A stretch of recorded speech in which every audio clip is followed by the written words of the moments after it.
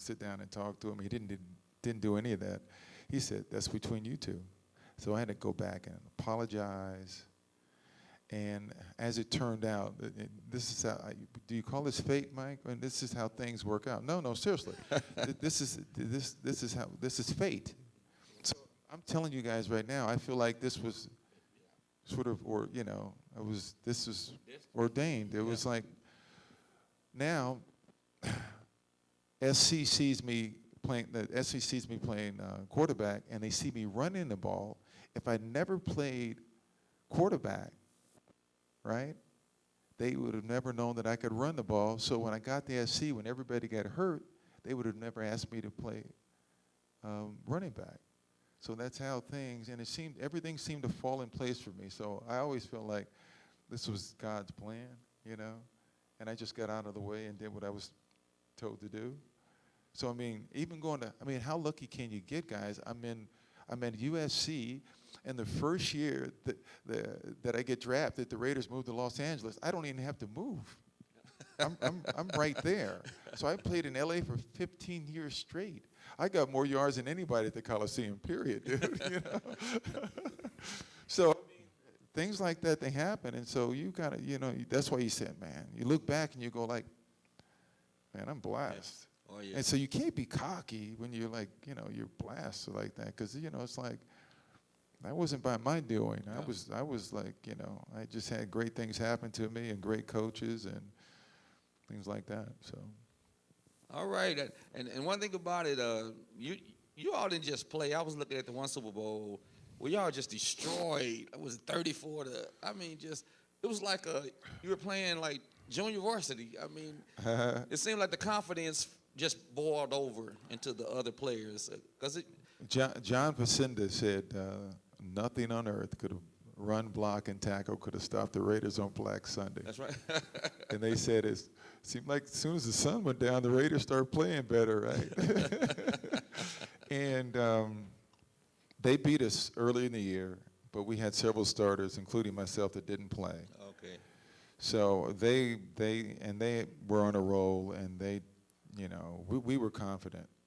We were very confident that we were going to win. It was just a matter of how badly. Well, that's awesome. I just tell you, you have really your mark on the game. Like I said, I was telling everybody. I said they was calling out other backs. I said, but did they win at every level? I said, but did they win at every level? And like I said, I hope that these athletes, because most of them play sports, I hope you look at the humility. Even now, we haven't touched on all the walls. See, it's funny. You make me think about things. No, you really do. Guys, I was the first player, and this is where I always go, I was the first player in college for 2,000 yards. Sure was. They have several that have done it since then, but I was the first. Yep. I was the first player that gained 10,000 yards rushing and 5,000 receiving. So all those things, like,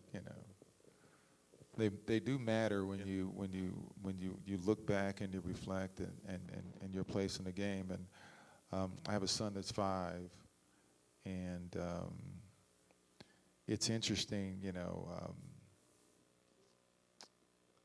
that he didn't come along while I was playing, so he really knows nothing about what I've done, other than he sees some of these trophies. And it's nice to sort of leave a legacy for your son, hopefully. And he may not play football, he may not play any sport at all, but a legacy of excellence that he can aspire. Obviously, that's, I think, the greatest thing. Awesome. And he definitely grows up. Hey, Dad, why's that man doing like that? That was the trophy. Another thing, 3 of y'all had the most 200-yard rushing games in the. I think in the NFL, it's these 3 of y'all that's tied the most 200-yard games. No, I think I had, I don't know, was it 11 straight? I think so, something yes. like that. I don't know. It's some crazy number. That's when you know you got so many awards that you can forget some. Well, I don't remember all of them, and not really. I really don't think about it. I really don't. I'm really satisfied with what I did. People say about today. I said no. This was my time. You know what I mean? It's like we can't project ourselves into today. We can't project how much money we would have made. It don't matter. I came along when I did. I maximize um, um, my opportunities and try to make the best of it too. Okay. Well, I got one last question where I say the clock on the wall says it after all. With all of your knowledge of the game, now one thing, there's a coach in this area. I don't know if you heard about Coach Bob Shannon. He was a legendary coach and just won championship after championship. Matter of fact, Mike played 1 year and he transferred, and had he stayed over there, then Mike would have had that championship trophy. I told him, I said, Mike, stay at East St. Louis, and he went over to the other school, but he did his thing over there. But he used to always say, your smartest athlete, he would take the quarterback, and he said the quarterback is usually the best athlete on the team, especially those that, like you say, get the intellectual part. So with all of the knowledge and the intellect that you learned of the game, have you ever been tempted or teased to coach and to plant that into younger players? Not professionally. I'm not a. I like time management, and I don't really think living is going to work at 6 in the morning and stay until 2 at night. Especially when I always say, why are those guys staying up there all those late hours, and we're playing, Yeah. and we're going home at 5, and it just doesn't make any sense. And but I always like to give information. I've always said that I'm willing. I don't try to project myself on, into situations and stuff. But if somebody wants some information, I'd be gladly to give it. So. Okay. Because I was wondering, I think Magic was saying that when he was coaching these athletes today, on the cell phones, and, they just kind of don't take the game serious. And I was just wondering, was that maybe one of the reluctances to just kind of some of the modern day athletes? I'm glad I didn't come along in this era and stuff. It's a challenge. Yeah. I always thought that if you played well, you're going to get followers. Mm-hmm. It seems like people are doing things just to get attention and to get followers. I don't want nobody to follow me other than, if I play well, people are going to follow me, right? That's the ultimate thing. If you just do what you're supposed to do, you'll get as many followers as you ever want. But we don't have to do anything like, some antics to get that, you know what I mean? We don't have to, even the Pro Bowl today, I mean, you got players like begging for votes. I mean, dude, I would never beg for votes. I was like, if you play well, with you. Hey, please vote for me. I'm like, really? It's like, it's a popularity contest, and not, the most, the highest regard you can get is from your fellow player. Yeah. You always have people that, pundits, and maybe coaches, that coaches' vote's important, but when you get the respect from your fellow players, that's the most important thing, because they know who could play. Yeah. They know who's like a sort of a manufactured, Press-made athlete. Yeah. or the guys know who can actually play, and they get the respect from each other. So. All right, but we truly appreciate, and I want to say to you all, you might not really know the day we go home, but it's not often. I wish when I was coming up your age that I could say I sat next to a Heisman Trophy winner that's got a resume like that. So I just want to let you all know, when you go home and Google, you're going to be like, oh my gosh, that's who that was. But I'm telling you, you are really, really fortunate. You're really fortunate. Like I said, nobody in NFL history, so there's nobody you're going to find an equal. And I doubt if there'll ever be anybody that win at every level.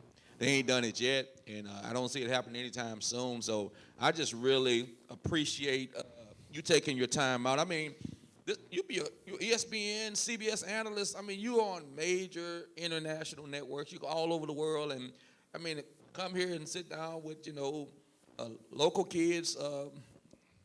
You don't find a lot of people like, well, you ain't got 1 million followers, or they just ain't coming. But I just really appreciate your humility. I really appreciate every time I see you. I mean, you're just the ultimate class. You're the class act. Well, thank you. So, anybody got one last thing? Your final Does the remarks. parents have anything to ask out there? No? Truly appreciate it. I'm not a member of this church, but I've known Willie since undergrad days. You're welcome. And again, thank you so much. And right here? Okay. I just wanted to know, how did it feel to play against, to me, or with, I should say, one of the best linebackers, Derek Thomas? Oh, Derek was a treat. It's sort of sad. I don't know if you guys know who Derek Thomas is. He was one of the greatest linebackers in the history of football, and he died in a car accident. Um, I think it was on an icy day. So, but he was also he had a foundation called Third and Long. That's what it was. And he did so much for his community, and he was well loved by everybody. And he was great. I mean, you just knew when you needed a play, he was going to deliver. But there was so much more to him than just that.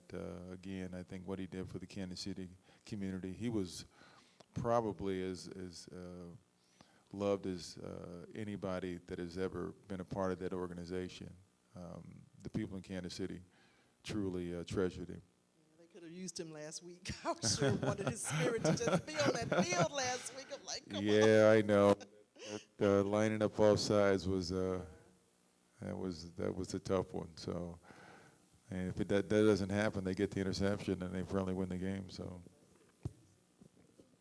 So my question is, there are a lot of students there that are probably on different levels. Some are scholar athletes, some may be struggling in their classes. If there was one thing that you could give them as a takeaway today, what would it be? Despite your circumstances, despite where you come from, you can become anything you want to.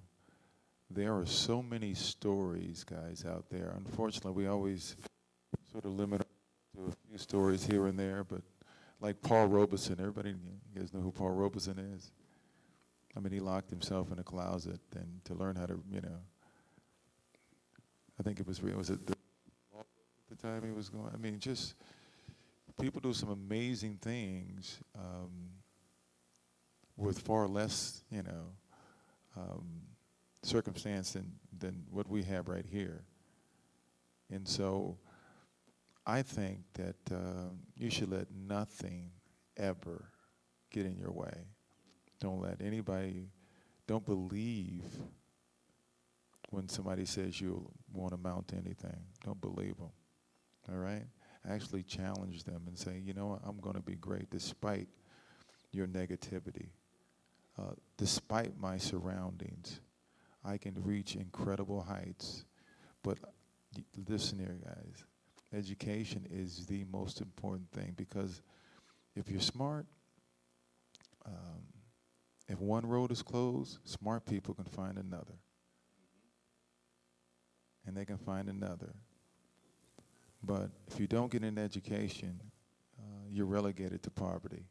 You really are. And I know all you guys aspire for more than that. So I know, nobody ever wants to talk about education. Some people don't want you to be smart. But it is so cool to be smart. It is cool to be smart. And you'd be surprised, some people that have done well in school and either gotten opportunities to go to college and have done some amazing things. I met Condoleezza Rice. I mean, what an amazing story. And she comes from Alabama, guys, where at that particular time, I mean, you're talking about headwinds. I mean, opposition. And yet, I mean, if you were to look at her life, you guys know what I'm talking about?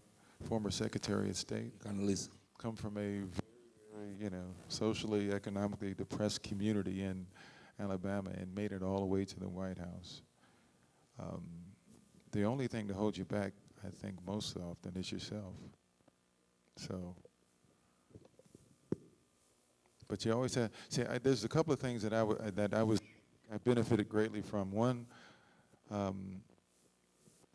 and my mother was, that's natural for mothers to do that because they're sort of nurturing, but my dad always told me he loved me. All right? Always told me he loved me. And he loved my mother, so I always saw that love there, right? And then he showed no partiality. He treated all his kids the same. But lastly, my father went to work every day.